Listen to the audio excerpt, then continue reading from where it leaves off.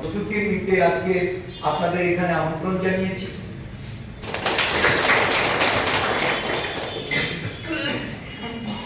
আমিও সিডব্লিউসি স্থায়ী আমন্ত্রিত সদস্য মহিলা ব্রিগেড, ইউথ ব্রিগেডের ব্লক থেকে আগত। এসব তো কংগ্রেসের দেন, এবং কংগ্রেস জনকল্যাণমুখী সিদ্ধান্ত নিয়েই তারা তাদের কর্মসূচি রূপায়ণ করে এবং বাস্তবায়ন করে। বর্তমানে সারা দেশ জুড়ে আমরা দেখছি অন্য কোন স্কিম, জনকল্যাণমুখী স্কিম না করতে পারলেও ভারতীয় জনতা পার্টি একটা স্কিম শুরু করেছেন, ভারত খোদাই অভিযান। মানে যেখানে মসজিদ দেখছে বলছে মসজিদের তলায় মন্দির রয়েছে, খোদাই করো, খোদাই করো।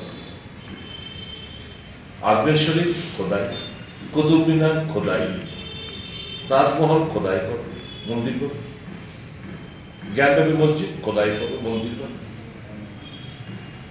1991 সালে প্লেসেস অফ ওয়ারশিপ অ্যাক্ট একটা আইন পাস করা হয়েছিল।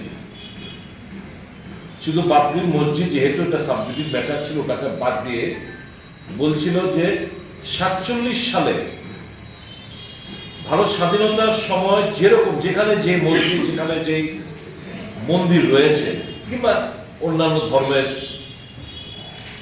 বুদ্ধ মন্দির হোক কিংবা গির্জা হোক, যে যেখানে যেটা রয়েছে এটা তার স্থিতি অবস্থায় বজায় রাখে। কিন্তু দেখলাম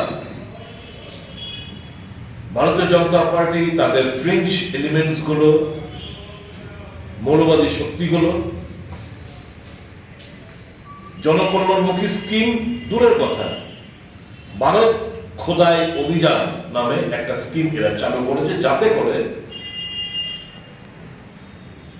ধর্মের নামে একটা আড়াআড়ি একটা বিভাজন তারা তৈরি করতে পারে, ভোটের উদ্দেশ্য নিয়ে ঘৃণা ছড়াতে পারে, রক্ত নিয়ে হোলি খেলতে পারে, দেশের মধ্যে একটা অস্থির পরিস্থিতি তৈরি করতে পারে। এবং এটা যে নেগেটিভ আসপেক্ট গুলো, সেগুলো আমরা শুধু দেশের মধ্যেই না, আন্তর্জাতিক স্তরেও আমরা দেখতে পাচ্ছি। বিশেষ করে আমাদের সন্নিকটে ত্রিপুরা রাজ্যের 3 দিকে ঘেরাও করা বাংলাদেশে সেগুলো আমরা দেখছি। বাংলাদেশে বর্তমানে ওখানে যারা সংখ্যালঘু হিন্দুরা রয়েছেন, খ্রিস্টানরা রয়েছেন, বৌদ্ধরা রয়েছেন, বুদ্ধিস্টরা রয়েছেন, এরা ওখানে মিছিল করে বলছে মোদিজি, বিরোধী বই মোদিজি, ভারতীয় জনতা পার্টি, তোমাদের আমাদের নিয়ে চিন্তা করতে হবে না। ওখান থেকে অ্যাডভাইস দিচ্ছে যে তোমাদের এই সমস্ত আচরণের